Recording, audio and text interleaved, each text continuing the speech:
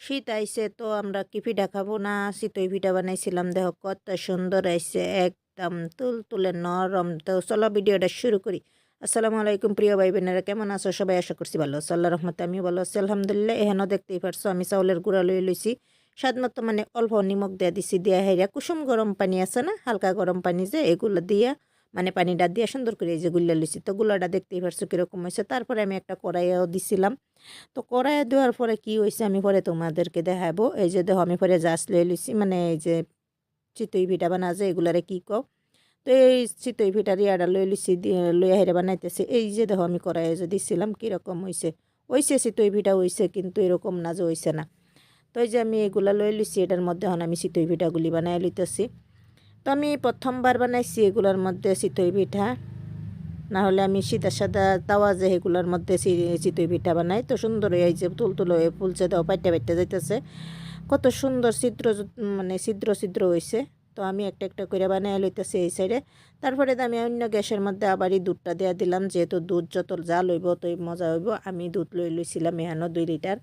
তো 2 লিটার দুধ লিয়ে আমি অনেক সময় জাল করছি, কারণ দুধের হরটা একদম মানে মালাইটা যে এটা একদম বলি হয়ে পড়ছিল। এইরকমভাবে আমি জাল করছি একদম অনেক সময় আর কি, জাল করে সুন্দর করে লইছি যাতে দুধটা ঘন হয়ে যায়, যেহেতু আমি এটার মধ্যে দুধ পাউডার দিতাম না।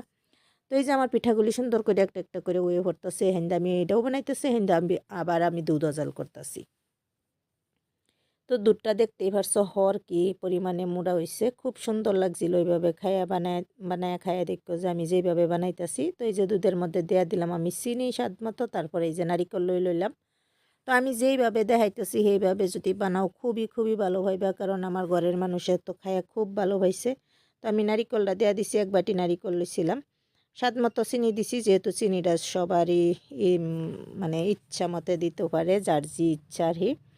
তো আমি এখানে গুড় দিয়েও বানাইতে পারলাম হইলে, কিন্তু আমি গুড় দিছি না, যেহেতু চিতই পিঠা আমি সাদা সাদাই ভালো পাই। তো এই যে এখন আমি এলাইচি পাউডারটা দেওয়া দিলাম, দেওয়া হেরে আর একটু সময় জাল করতেছি, মানে দুধটা আমি যত জাল করবো অতই টেস্ট হইব। তো এই দুধটা হেন্দে জাল হইতে থাক, আমার পিঠাগুলি আমি বানিয়ে শেষ করে লইলাম। দেখো খুব সুন্দর পিঠাগুলো হয়েছিল, এই যে দেখো আমি দেখাই দিলাম পিঠাগুলি খুব সুন্দর হয়েছে। তো এই শীত মানেই পিঠার উৎসব, তাই না?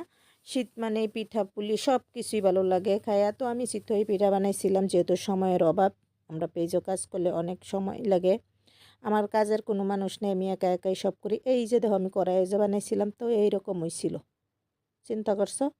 তো এই যে আমি এগুলি আমি ফেলে দিব না, আমি এগুলি দিয়েও বানাই লইম, খাইতে দারুণ হয়েছিল।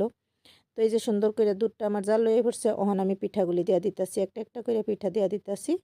দিয়া হেরে আমি ওভারনাইট রেখে দিছিলাম, মানে সারা রাত রেখে দিছিলাম, যেহেতু আমি সন্ধ্যাবেলা আমি বানাইছিলাম। তারপরে একদম মানে সারা রাত তারপরে দুধ খাইয়া টুইটুম্বুর হইয়া ছিল, মানে রসে ভরপুর হইয়া ছিল পিঠাগুলি। দেখো কত সুন্দর হয়েছে পিঠাগুলি। এই যে দেখো সকালবেলা আমি তোমাদেরকে দেখাইতেছি, দুধ একদম নাইকিয়া হয়ে পড়ছে, দেখাই দিলাম তোমারে। খুব সুন্দর হয়েছিল, খুব তুলতুলে হয়েছিল, এই যে আদা খাওয়া হয়ে পড়ছে। তো এই যে দেখো পিঠাগুলি আমি দেখাই দিলাম, একটা একটু বাইঙ্গা তোমারে দেখাই দিতেছি, দেখো কত নরম হয়েছিল, খুব স্বাদ হয়েছিল পিঠাগুলি। এভাবে বানায় খাইয়া দেখো যে। তো আমি অত পাক করতে না, রান্না বান্নার মধ্যে আমি যেভাবে করি সেইগুলি তোমাদের সাথে একটু শেয়ার করি। যদি ভালো লাগে আমার পাশে থাকবা, সঙ্গে থাকবা। এই যে দেখো আমার পিঠাগুলি কত দারুণ হয়েছিল। কিরম লাগলো ভিডিওটা? যদি ভালো লাগছে আমার পাশে থাকবা, সঙ্গে থাকবা। আজকের জন্য আল্লাহ হাফিজ, সুস্থ থাও, ভালো থাকো।